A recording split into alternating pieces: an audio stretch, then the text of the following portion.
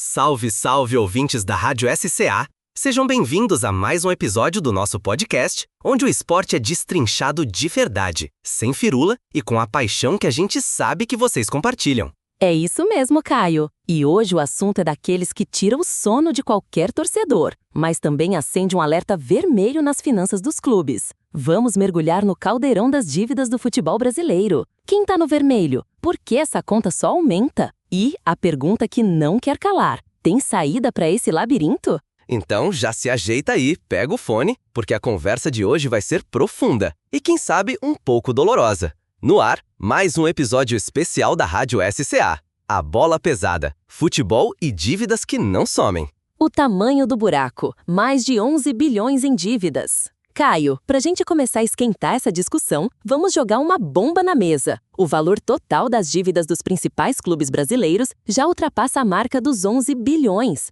É mais de 1 bilhão a mais do que a gente falava antes, e a conta não para de crescer. Como chegamos a esse ponto tão delicado? É chocante, Maria. E o que mais me intriga é que, mesmo com esses números assustadores, a gente continua vendo clubes contratando jogadores de peso, fazendo investimentos altos em estrutura. Parece uma contradição gigante, não é? Totalmente. E parte da explicação para isso está na própria estrutura jurídica dos clubes. A maioria ainda opera como associação sem fins lucrativos. Isso significa que, na prática, não tem um dono que responda com o próprio bolso. É como se a má gestão acabasse tendo uma certa imunidade. Exato. E o resultado é o que a gente tem visto. Dirigentes assumem, pegam empréstimos, gastam mais do que arrecadam e, quando a situação aperta, simplesmente empurram o problema para o próximo. É uma bola de neve que parece não ter fim. E quem assume depois herda uma situação financeira caótica. Casos de dívidas e a busca por soluções. Quer um exemplo recente? O Cruzeiro, antes da virada para a SAF, estava em uma situação financeira de dar dó. Salários atrasados, sem dinheiro para o básico, e a dívida beirava 1 bilhão.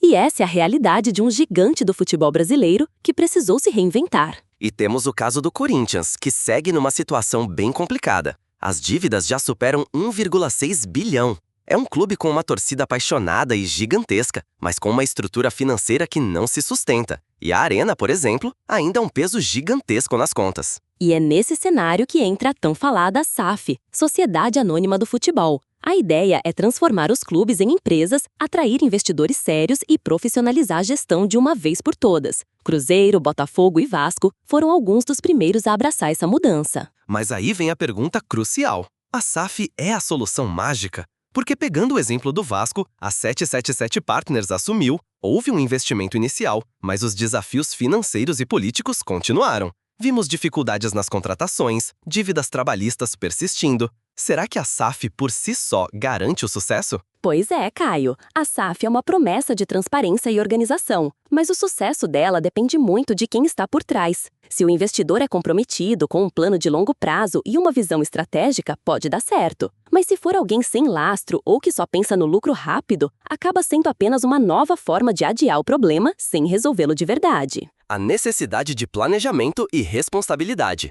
Caio, e não podemos esquecer de como os clubes geram receita. A maioria ainda depende muito de direitos de TV, venda de jogadores e patrocínios. Se uma dessas fontes falha, o clube já entra em parafuso, e o risco de afundar é altíssimo. É um modelo de negócio muito instável, Caio. E o mais triste é a falta de planejamento. Muitos clubes fazem contratações pensando no resultado imediato, sem olhar para a folha de pagamento que vai apertar lá na frente. É uma gestão de curtíssimo prazo que acaba gerando um impacto devastador. E quem acaba pagando o pato, além dos funcionários e jogadores que muitas vezes têm seus salários atrasados, é o torcedor. Ele vê o time sofrendo sem competitividade, enquanto a diretoria parece ignorar a gravidade da situação. A solução, Caio, passa por uma governança corporativa séria, auditorias constantes, limites de gastos com folha salarial, responsabilidade fiscal. São coisas básicas para qualquer empresa, mas que muitos clubes ainda tratam como algo secundário. Você tem toda a razão, Maria. E vamos ser francos, paixão pelo futebol não pode ser desculpa para irresponsabilidade financeira.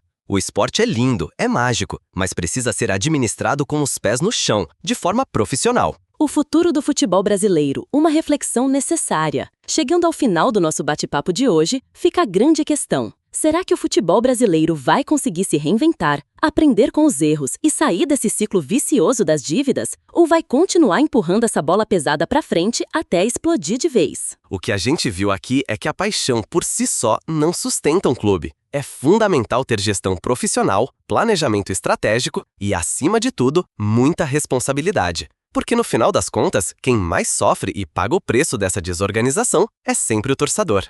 A gente espera que esse episódio tenha acendido uma luz na cabeça de vocês sobre a realidade por trás dos gramados.